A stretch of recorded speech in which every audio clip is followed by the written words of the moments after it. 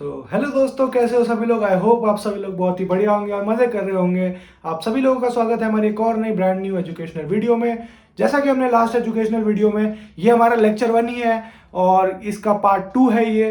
तो I hope आपने part 1 देख लिया होगा और आपको बहुत ही अच्छे से क्लियर होगा। तो जैसा कि मैंने पार्ट 1 में कहा था कि हम लोग वीडियोस को अब जो है वो लेक्चर जो होगा वो 2 लेक्चर, जैसे लेक्चर 1 लेक्चर 2 होगा, तो उन लेक्चर्स को भी अपन आधे आधे पार्ट्स में करेंगे ताकि अपना जो कॉन्सेप्ट है वो बहुत ही अच्छे से अपन लोगों को क्लियर हो सके। ठीक है, तो आई होप आप लोगों ने वो वाला पार्ट अच्छे से देखा होगा, और देखा है तो वीडियो को जाके लाइक कर दो। चैनल पे नए हो तो चैनल को सब्सक्राइब कर दो। मेरा नाम है प्रियांशु ठाकुर। चलिए जल्दी से शुरू करते हैं।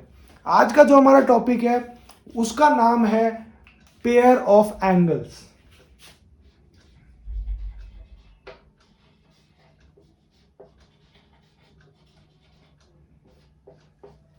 लास्ट जो मोमेंट्स थे उस वीडियो के, जो पिछली वाली वीडियो थी, उनमें मैंने आप लोगों को बताया था कि लीनियर पेयर ऑफ एंगल्स क्या होते हैं। अब आप लोग मेरे से पूछोगे भैया हमें तो आपने बताया था कि लीनियर पेयर ऑफ एंगल्स है ना भैया, वो होते हैं लीनियर पेयर ऑफ एंगल्स। वो होते हैं भैया एक तरह से दो एंगल्स का सम, A1 प्लस A2 का सम भैया वो होता है 180 डिग्री। ये अपने पास में भैया आ गए लीनियर पेयर ऑफ एंगल्स।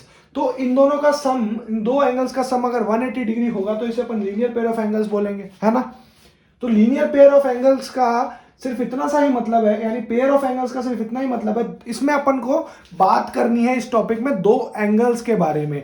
दो एंगल्स, इसमें अपन को आज अपन पहली अपनी थ्योरम पढ़ेंगे यार। अपनी आज की जो पहली थ्योरम होगी वो होगी वर्टिकली ऑपोजिट एंगल्स, जो अपन ने पिछली क्लास में पढ़ा था। वर्टिकली ऑपोजिट एंगल्स क्या होते हैं उसके बारे में अपन को आज थ्योरम प्रूफ करनी है। आज हमें प्रूफ करना है कि वर्टिकली ऑपोजिट एंगल कैसे आएगा, वो दो एंगल्स कैसे इक्विवेलेंट होंगे, है ना। तो अपन को पहले ही चीज देखनी है कि पेयर ऑफ एंगल्स क्या होते हैं। ये प्रेशर ऑफ एयर मत समझ लेना यार, कुछ बच्चे वो भी समझ लेते हैं। ठीक है, पेयर ऑफ एंगल्स और लीनियर पेयर ऑफ एंगल्स, ये आपको क्लियर हो गया होगा। अपन बढ़ते हैं अपने अगले कॉन्सेप्ट की तरफ, जो कि अपना एक्सियम नंबर 1 हो गया।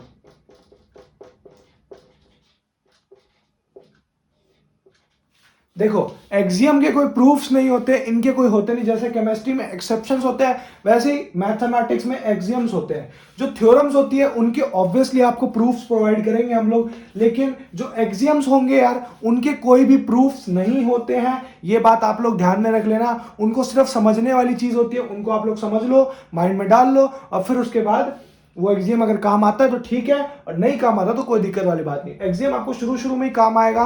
सिर्फ ये एक वर्टिकली ऑपोजिट एंगल्स वाली जो थ्योरम होगी इसको प्रूफ करने के ही काम आएगा ये एक्सियम। तो मैं आपके ब्लैक बोर्ड पे पहला एक्सियम लिखने जा रहा हूं, ठीक है। पहला एक्सियम है अपने पास में, if a ray stands on a line then the sum of two adjacent angles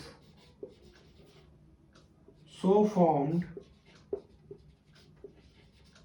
is 180 degrees।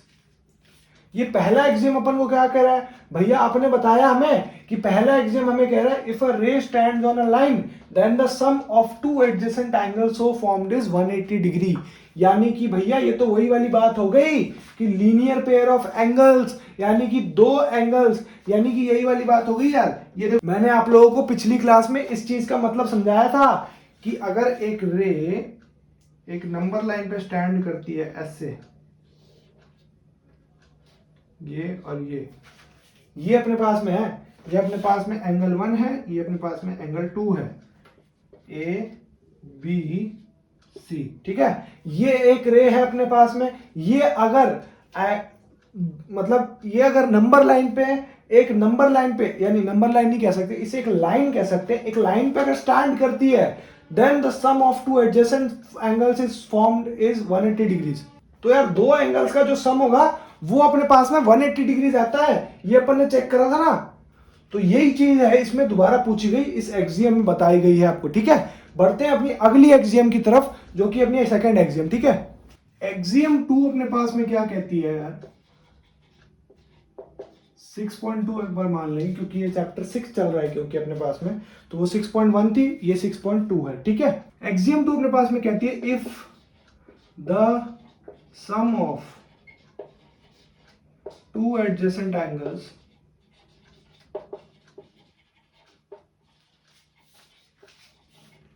is 180 degrees,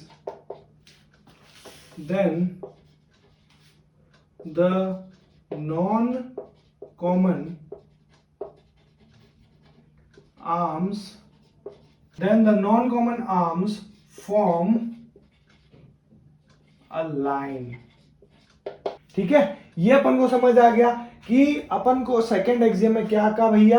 second axiom में हमें कहा कि if the sum of two adjacent angles is 180 degrees then the non common arms form a line. यानी कि non common arms कौन से यार, जो एंगल्स के जो नॉन कॉमन आर्म्स होते हैं ये वाले, ये दोनों नॉन कॉमन आर्म्स, तो ये दोनों फॉर्म करेंगे तो ये एक लाइन फॉर्म करेंगे यार, एक लाइन। ठीक है, तो ये बात आप लोगों को बढ़िया से क्लियर हो जानी चाहिए। अब अपन बढ़ रहे हैं अपनी फर्स्ट थ्योरम की तरफ, जो इस चैप्टर की सबसे इंटरेस्टिंग थ्योरम है, उसकी तरफ अपन बढ़ रहे हैं, जो कि है अपना वर्टिकली ऑपोजिट ट्राइंगल्स वाली, वर्टिकली ऑपोजिट एंगल्स वाली जो थ्योरम है उसकी तरफ अपन चल रहे हैं। तो जल्दी से बढ़ते हैं उसकी तरफ, ठीक है। तो अपने पास में इस चैप्टर की आ गई पहली थ्योरम, जो कि थ्योरम 6.1 है भाई साहब। थ्योरम 6.1 क्या कहती है भैया, हमें ये कहती है कि if two lines intersect each other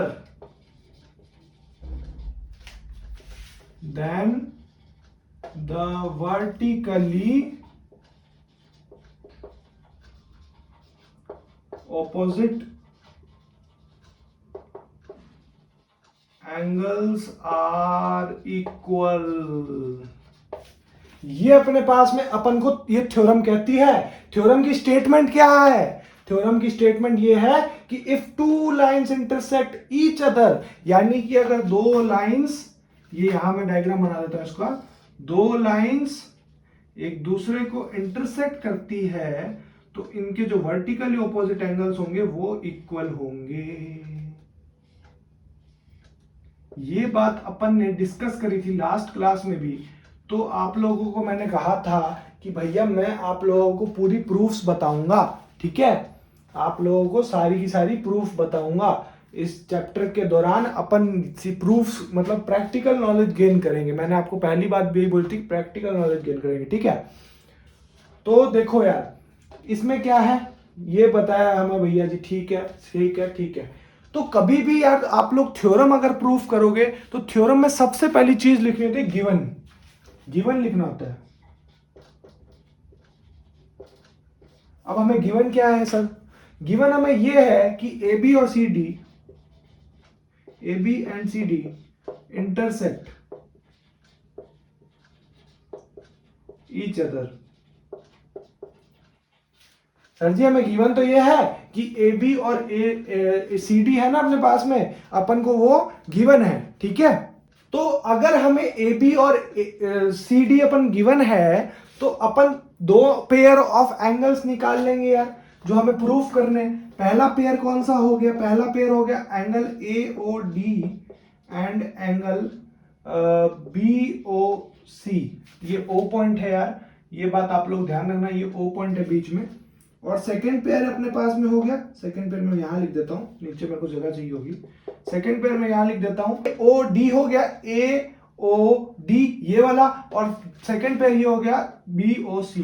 second pair अब क्या हुआ है, सेकंड पेयर हुआ सर हमारे पास में ए एंगल का A O C and angle B O D.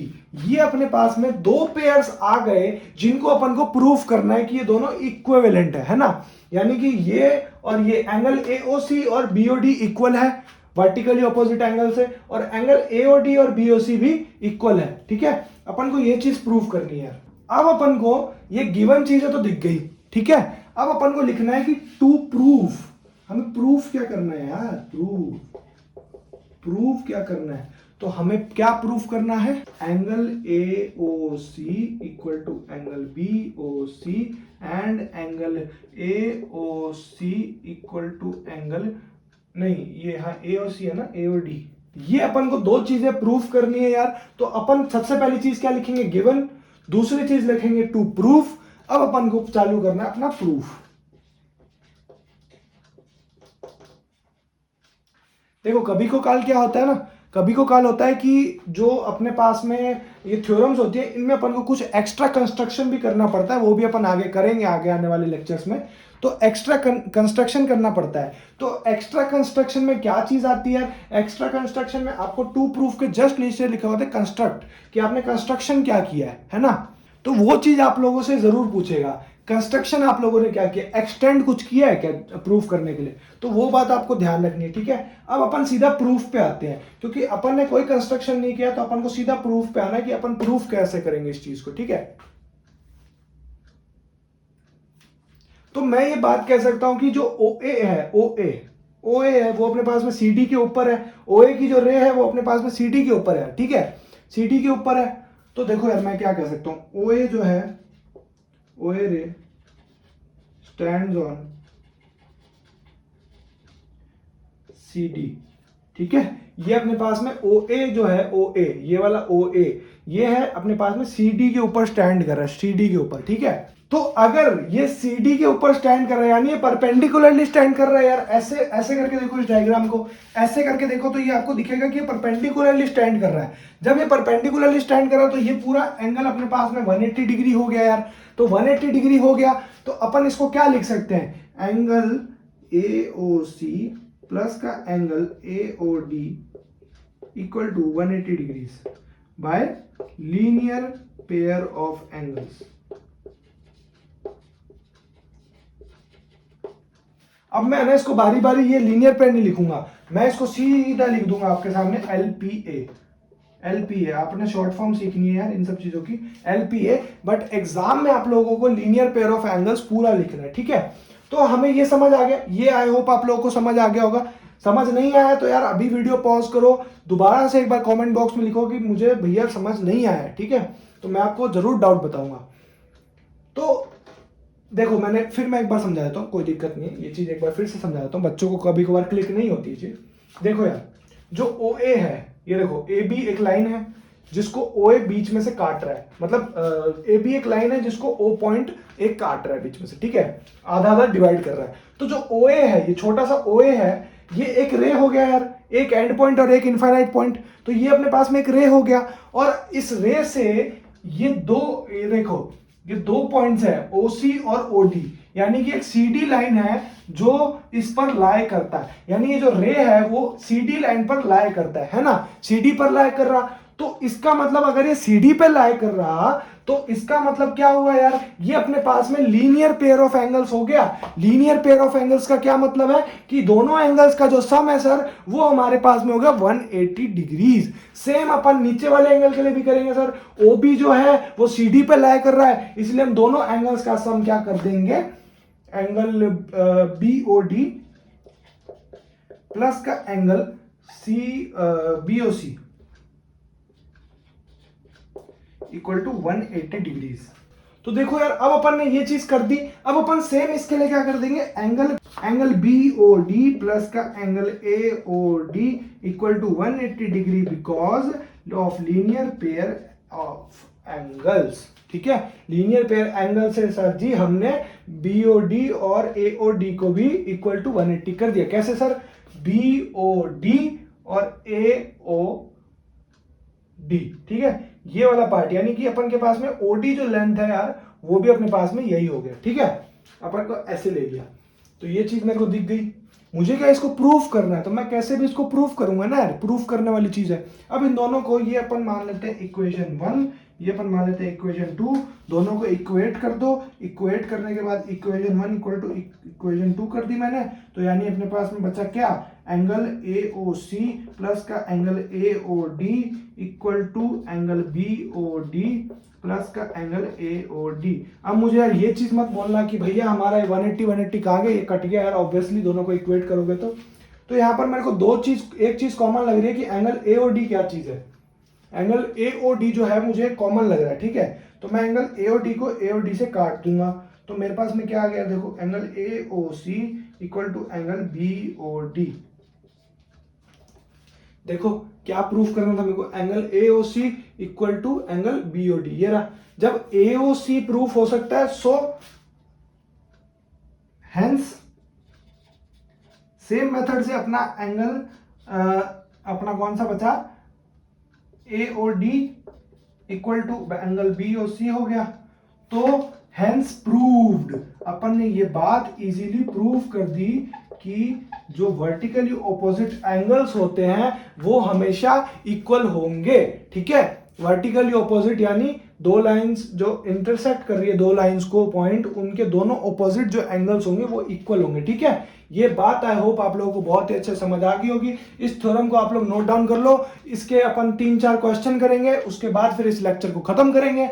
तो जल्दी से 1 मिनट वीडियो पॉज करो, इस थ्योरम को अच्छे समझो और नोट डाउन कर लो, और इसका प्रैक्टिस जरूर करना घर पर सॉल्व करने की दोबारा से, ताकि आप लोगों को समझ आए बढ़िया से, ठीक है। ये हेंस है यार यहाँ पर, तो समझ लेना।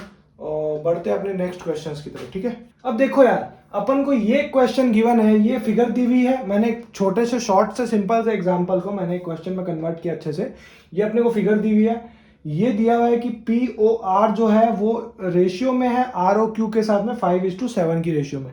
एंगल फाइंड करने हैं सारे एंगल जितने भी है।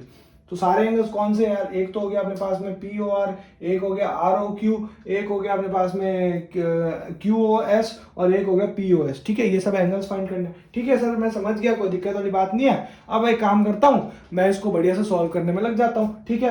तो मुझे जहां तक गिवन है यार, एंगल जो POR है प्लस का एंगल ROQ मेरे लिए 180 डिग्री के इक्विवेलेंट है because of linear pair angles. ये बात आप लोगों को अब समझ आ जानी चाहिए। मैं अब डायरेक्ट लिखूंगा यार, मैं अब दोबारा नहीं समझाऊंगा इस चीज को, तो आप लोगों को ध्यान से समझ आनी चाहिए चीज, ठीक है। डायरेक्ट लिखूंगा, अब दोबारा नहीं समझाऊंगा। फिर भी यार एक बार समझा देता है, काम करता हूँ, बच्चे हो यार तुम, अब तुम्हें समझाना जरूरी चीज है, इसलिए मैं समझा रहा हूँ, ठीक है। तो देखो यार, यहाँ पर OR जो है, OR वो अपने पास में एक रे है जो कि लाइन PQ पे स्टैंड करती है। तो PQ पे स्टैंड करती है यानी POR प्लस ROQ जो हो गया अपने पास में 180 डिग्री हो गया लीनियर पेयर एंगल्स के द्वारा, ठीक है। अब आपने बोला सर जी मुझे तो ये बात पता लग गई, लेकिन अब मैं एंगल POR और ROQ कैसे निकालूं। देखो यार, एंगल POR निकालने के लिए आपको क्या करना है, 5, P का रेशियो क्या गिवन है 5, और दोनों रेशियो का क्या होता है सम क्या होता है, दोनों रेशियो का सम कितना है 12, 12 इंटू 180 डिग्रीज। अगर आपको एंगल POR निकालना है तो आपने 180 डिग्री निकालना ही पड़ेगा। तो 180 डिग्री से निकालोगे तो जाके आपका आंसर बढ़िया आएगा। तो यानी ये अपने पास में कट गया और ये अपने पास में हो गया। तो 180 कैसा है यार, इसको अपन 15 से कर देंगे इंटू, तो 15 से इंटू करने के बाद अपने पास में आया 75 डिग्रीज, जो कि हो गया अपना एंगल POR की वैल्यू। अगर अपने पास में POR की वैल्यू हो गई तो मैं सीधा ROQ की वैल्यू फाइंड कर लूंगा ना। ROQ की वैल्यू कैसे यार, 75 डिग्रीज प्लस का angle ROQ equal to angle 180 degree, यानी ROQ हो गया अपने पास में 180 डिग्री माइनस का 75 डिग्रीज, जो कि हो गया अपने पास में ROQ की वैल्यू हो गई अपने पास में 105 डिग्री, ठीक है। 105 डिग्री हो गई। अब जब 105 डिग्री हो गई, देखो यहां पर देखो, अब ये इस स्टैट बोर्ड के देखो, ROQ आ गया अपने पास में, POR आ गया अपने पास में, ठीक है। तो POR का जो एंगल हो गया, angle POR equal to angle QOS because of vertically opposite angles. तो वर्टिकली है तो अपने पास में 75 डिग्रीज होगी दोनों की वैल्यू, और एंगल ROQ जो है वो अपने पास में एंगल POS का इक्विवेलेंट है, तो अपने पास में दोनों की वैल्यू होगी 105 degrees because of vertically opposite angles VOA, और ये भी हो गया VOA का पार्ट। तो अपने पास में सारे एंगल्स आ गए। 2 एंगल आए 75 और 2 आए हैं 105। अब इनको आप चाहो तो चेक भी कर सकते हो, ये पूरा का पूरा 360 आएगा। मैं एक बार बता भी देता हूं, एंगल POR प्लस का एंगल QOS प्लस का एंगल ROQ प्लस का एंगल POS, ये अपने पास में 360 आना चाहिए, तभी अपना सॉल्यूशन सही होगा। ठीक है, 2 इंटू 75 नहीं, 2 इंटू 75 नहीं करता अपन, सीधा 75 डिग्रीज प्लस का 75 डिग्रीज प्लस का 105 डिग्री प्लस का 105 डिग्री, ये अपने पास में देखो कितना आ गया। ये 75 प्लस 75 कितना है 140, 140 प्लस 5 यानी 140 प्लस 10 आ गया अपने पास में 150 यार यहाँ पर आ गया, और प्लस का ये आ गया 210 डिग्रीज, तो अपने पास में आ गया 360 डिग्रीज। तो इसका मतलब अपन ने जो सॉल्यूशन और अपन ने जो एंगल्स निकाले हैं वो एकदम करेक्ट है। तो ठीक है यार, तो आई होप आप लोगों को ये वाला क्वेश्चन बहुत ही बढ़िया से क्लियर हो गया होगा। बढ़ते हैं अपने नेक्स्ट क्वेश्चन की तरफ। 1 मिनट वीडियो को पॉज करना, क्वेश्चन ट्राई करना, और फिर उसके बाद अगर क्वेश्चन समझ ना आए तो फिर उसके बाद आप लोग नोट्स में नोट डाउन कर लीजिएगा और पॉज करके आप ये सारा काम करना। ठीक है, नेक्स्ट क्वेश्चन की तरफ बढ़ते हैं। अपने आज के टॉपिक का सेकेंड लास्ट क्वेश्चन है आज के लेक्चर का ये, तो इस क्वेश्चन पे आप लोग थोड़ा फोकस करना, क्योंकि ये क्वेश्चन जो है वो थोड़ा प्रूफ टाइप का है। ठीक है, तो यार देखो यार, ये एक क्वेश्चन अपने पास में जो है वो दिया हुआ है। क्या दिया हुआ है सर? ये अपने पास में दिया हुआ है कि एंगल ये PQ एक लाइन है, POQ जो है वो एक लाइन है, उस पर अपने पास में OR जो है वो एक रे है, और OS और OT जो है अपने पास में वो है नहीं, OS OT नहीं, एंगल POS और POR, एंगल POS और एंगल SOQ, ये दोनों एक एंगल बाइसेक्टर्स हैं। तो अपन को POS की वैल्यू जो है वो दी हुई है कि X वैल्यू है सर जी POS की। तो देखो यार, मुझे ये बात तो समझ आ रही है कि मैं यहाँ पे sir linear pair of angles का कुछ यूज कर सकता हूं। ठीक है, तो मुझे वो चीज अच्छे से दिख रही है। तो मुझे यार देखो क्या करना है, मैं देखो क्या करूंगा, angle POS plus angle SOQ equal to 180 degrees because of linear pair angle. मैं सीधा सीधा ये देख लूंगा क्योंकि मेरे को फाइंड यार वो करना है, ROT मेरे को फाइंड करना है, तो मेरे को यार SOQ का तो मेरे को काम होगा, ये तो फिक्स बात है। ठीक है, तो मेरे को एक तरह से इधर से SOQ की वैल्यू मिल जाएगी। जब तक कि मेरे को पता है POS मेरे को X दिया हुआ है, तो SOQ मेरे पास में क्या हो गया यार, ये हो गया अपने पास में एंगल SOQ जो कि हो गया 180 डिग्री माइनस का X। तो ये मेरे को यहां पर मिल गया कि मेरे पास में SOQ जो हो गया सर जी वो हो गया 180 डिग्री माइनस का X। ठीक है, अब आगे बढ़ते हैं। अब मुझे चीज दिख रही है कि OR जो है वो मेरे इसको बाइसेक्ट कर रहा है ना, वो मेरे POS को बाइसेक्ट कर रहा है। कैसे यार? हाफ, एकदम हाफ तरीके से बाइसेक्ट कर रहा है।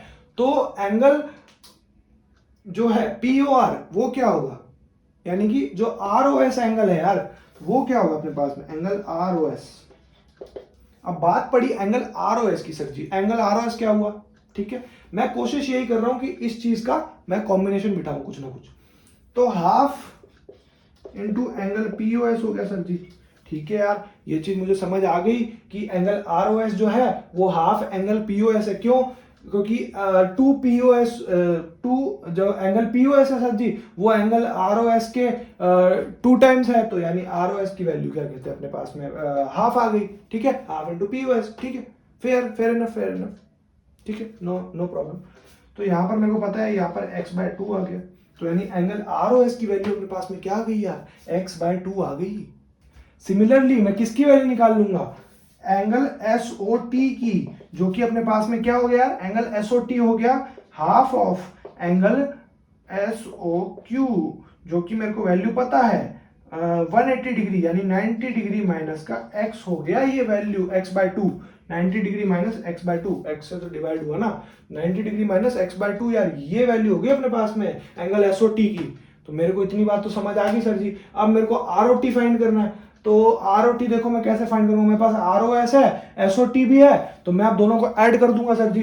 तो मैं यहां पर देखो ROT मेरे को फाइंड करना है, एंगल ROT, तो मैं इन दोनों को सर जी ऐड कर देता हूं, एंगल ROS प्लस का एंगल SOT। बहुत सिंपल क्वेश्चन हो गया यार अब तो ये। ROS सर जी हो गया अपने पास में x/2 प्लस का SOT हो गया 90 डिग्री माइनस का x/2, यानी अपने पास में x/2 से x/2 कट, यानी अपने पास में वैल्यू आ गई 90 डिग्रीज। बहुत ही सिंपल क्वेश्चन था ये, अपन को थोड़ा बहुत कंफ्यूजिंग करता है। सिंपल सा एंगल पेयर लगाना था अपन को, लीनियर पेयर एंगल्स, तो उससे अपना क्वेश्चन अच्छे से सॉल्व हो जाता है। ठीक है, क्वेश्चन अगर समझ नहीं आया तो एक बार ढंग से देख लेना क्वेश्चन को, 1 मिनट रिवाइंड करके फिर दोबारा देखना क्वेश्चन को, खुद से सॉल्व करने की कोशिश करना, उसके बाद ही आप लोग नोट्स में लिखना। ठीक है, बढ़ते अपने आखिरी क्वेश्चन की तरफ, जो अपना आज की क्लास का आखिरी क्वेश्चन है। तो देखो यार, अपन को ये क्वेश्चन दिया हुआ है कि ये जो है ये सर रेज है अपने पास में OP, OR, OQ, OS। ठीक है, ये अपने पास में कुछ 4 रेज हैं। इनको अपन को प्रूव करना है कि इनके जो एंगल्स हैं, जैसे एंगल POQ,